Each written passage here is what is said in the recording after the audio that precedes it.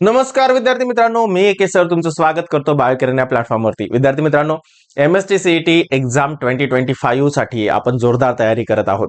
तुम्ही बघितलंच असेल तर 10,000 प्लस अतिसंभाव्य प्रश्नांचा महायज्ञ सिरीज आपण घेऊन आलेलो आहे आणि रोज संध्याकाळी 7 वाजता आपण लाईव्ह असतो MCQ आणि PYQ डिस्कस करण्यासाठी.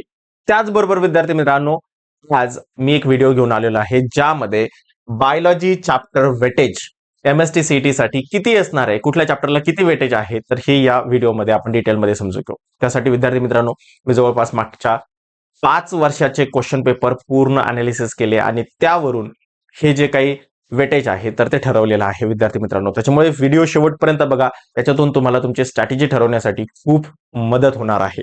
चला तर विद्यार्थी मित्रांनो, सुरुवात करूया. विद्यार्थी मित्रांनो, माझ्याबद्दल तुम्हाला माहितच आहे, मी आहे एके सर आणि हे आहे माझं बेसिक क्वालिफिकेशन. त्याचबरोबर हे आहेत माझे पब्लिकेशन्स, हे आहेत माझं अवॉर्ड आणि त्याचबरोबर पाठीमागच्या 8 वर्षापासून मी 11वी 12वी नीट MST CET त्याचबरोबर ग्रॅज्युएशन आणि पोस्ट ग्रॅज्युएशन बॉटनीमध्ये मी शिकवतो आहे. विद्यार्थी मित्रांनो, बघा, सगळं स्टडी मटेरियल किंवा आजची PDF सगळ्या PDF ज्या आहेत तर त्या अवेलेबल आहेत आपल्या बायोकिरण ॲपवरती. त्याच्यामुळे जर अजूनही तुम्ही जर आपलं बायोकिरण ॲप जर इन्स्टॉल केलेलं नसेल तर प्ले स्टोअरवरून बायोकिरण हे ॲप इन्स्टॉल करा. कुठलेही चार्जेस नाहीये, फ्री ऑफ कॉस्ट तुम्हाला बायोकिरण चॅनलवरती सगळं अवेलेबल असणार आहे. नोट्स मिळणार आहे, क्वेश्चन मिळणार आहे, त्याचबरोबर खूप साऱ्या इम्पॉर्टंट अशा PDF मिळणार आहे आणि त्यासाठी तुम्हाला बायोकिरण हे ॲप इन्स्टॉल करावं लागेल आणि त्याची लिंक मी डिस्क्रिप्शन मध्ये सुद्धा दिलेली आहे. सो आपण तिथून सुद्धा डाउनलोड करू शकतो. चला, तुम्हाला काहीही डाऊट असेल तर तुम्हाला खाली एक नंबर माझा नंबर दिलेला आहे, तर त्याच्यावरती तुम्ही व्हॉट्सअपला मेसेज करू शकता आणि खूपच इम्पॉर्टंट असेल तर तुम्ही कॉल सुद्धा करू शकता.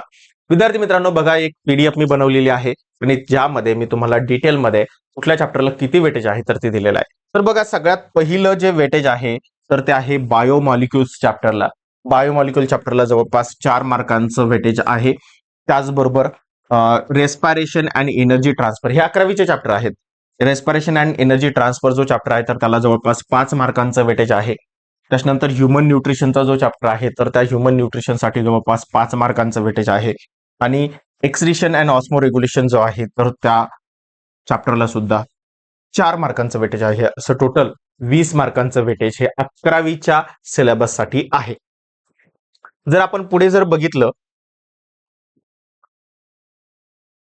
तर आता 12वीचे चॅप्टर जर आपण बघितले तर 12वीच्या चॅप्टरमध्ये जर आपण बघितलं तर 12वीचे चॅप्टर वरती खूप सारं वेटेज अवलंबून आहे. किती वेटेज आहे बघा, तर 12वीचा चॅप्टर जर आपण पहिला चॅप्टर जर बघितला, reproduction of lower and higher plants, तर त्याला जवळपास 7 मार्कांचं वेटेज आहे. सगळ्यात जास्त वेटेज जे आहे तर ते हे कॅरी करणारे चॅप्टर आहेत विद्यार्थी मित्रांनो. त्याच्यामुळे हा चॅप्टर खूप महत्वाचा आहे. त्याचबरोबर reproduction of lower and higher अॅनिमलचं जर बघितलं आपण तर तो सुद्धा 7 मार्कांसाठी चॅप्टर आहे. पुढे जर बघितलं आपण तर इनहेरिटन्स अँड व्हॅरिएशन हा चॅप्टर सुद्धा खूप महत्वाचा आहे आणि जवळपास 6 मार्कांचं वेटेज या चॅप्टरला दिलेलं आहे. त्याचबरोबर मॉलिक्युलर बेसिस ऑफ इनहेरिटन्स आणि यासाठी जवळपास 4 मार्कांचं वेटेज आहे. त्यानंतर पुढे जर बघितलं origin and evolution of life, तर यासाठी जवळपास 5 मार्कांचं वेटेज आहे. त्यानंतर प्लांट वॉटर रिलेशन हा चॅप्टर सुद्धा महत्वाचा आहे आणि याच्यासाठी 4 मार्कांचं वेटेज आहे. त्यानंतर plant growth and mineral nutrition या चॅप्टरला जवळपास 6 मार्कांचं वेटेज आहे. त्यानंतर रेस्पायरेशन अँड सर्क्युलेशन हा जर चॅप्टर आपण जर बघितला तर यासाठी सगळ्यात जास्त वेटेज आहे ते म्हणजे 8 मार्कांचं आणि त्याच्यानंतरचा पुढचा चॅप्टर म्हणजे कंट्रोल अँड कोऑर्डिनेशन यासाठी सुद्धा 8 मार्कांचं वेटेज आहे. सगळ्यात जास्त 8 मार्कांचं वेटेज असलेली हे 2 चॅप्टर आहे, रेस्पायरेशन अँड सर्क्युलेशन आणि दुसरा चॅप्टर आहे तो म्हणजे कंट्रोल अँड कोऑर्डिनेशन. त्यानंतर पुढचा चॅप्टर जर बघितला ह्युमन हेल्थ अँड डिसीजेस, तर या चॅप्टरला जवळपास 5 मार्कांचं वेटेज आहे. त्यानंतर इन्हान्समेंट ऑफ फूड प्रोडक्शनचा जो चॅप्टर आहे तर त्यासाठी जवळपास 6 मार्कांचं वेटेज आहे. त्याचबरोबर बायोटेक्नॉलॉजी जो चॅप्टर आहे तर बायोटेक्नॉलॉजीसाठी जवळपास 3 मार्कांचं वेटेज आहे. त्यानंतर ऑर्गॅनिझम अँड पॉप्युलेशन हा जो चॅप्टर आहे तर याच्यासाठी जवळपास 6 मार्काचं वेटेज आहे. त्यानंतर इकोसिस्टीम अँड एनर्जी फ्लो जो चॅप्टर आहे तर त्याच्यासाठी 4 मार्कांचं वेटेज आहे. आणि लास्ट बायोडायव्हर्सिटी कन्झर्वेशन आणि इन्व्हायरमेंटल इश्यू जो चॅप्टर आहे तर त्यासाठी 2 मार्कांचं वेटेज आहे.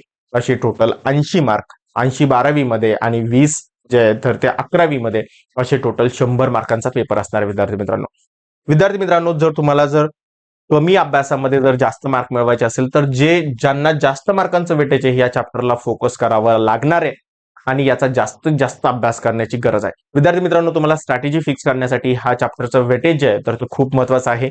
मागच्या 5 वर्षापासूनच्या ज्या सगळ्या क्वेश्चन पेपर जे आहे तर त्या अनालिसिस करून हे स्ट्रक्चर फाइंड आउट केलेलं आहे. विद्यार्थी मित्रांनो, तुमच्यासाठी हा रिसर्च खूप महत्वाचा ठरू शकतो आणि त्यामुळे हे चॅप्टरचं वेटेज जे आहे तर ते व्यवस्थित तुमच्या नजरेपुढे ठेवा आणि त्या पद्धतीने तयारी करत राहा.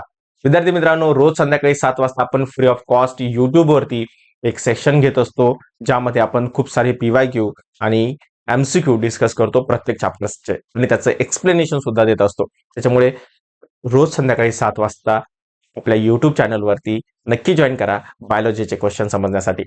विद्यार्थी मित्रांनो, भेटूया परत नेक्स्ट अशाच इम्पॉर्टंट व्हिडिओमध्ये. तोपर्यंत bye, happy learning, take care.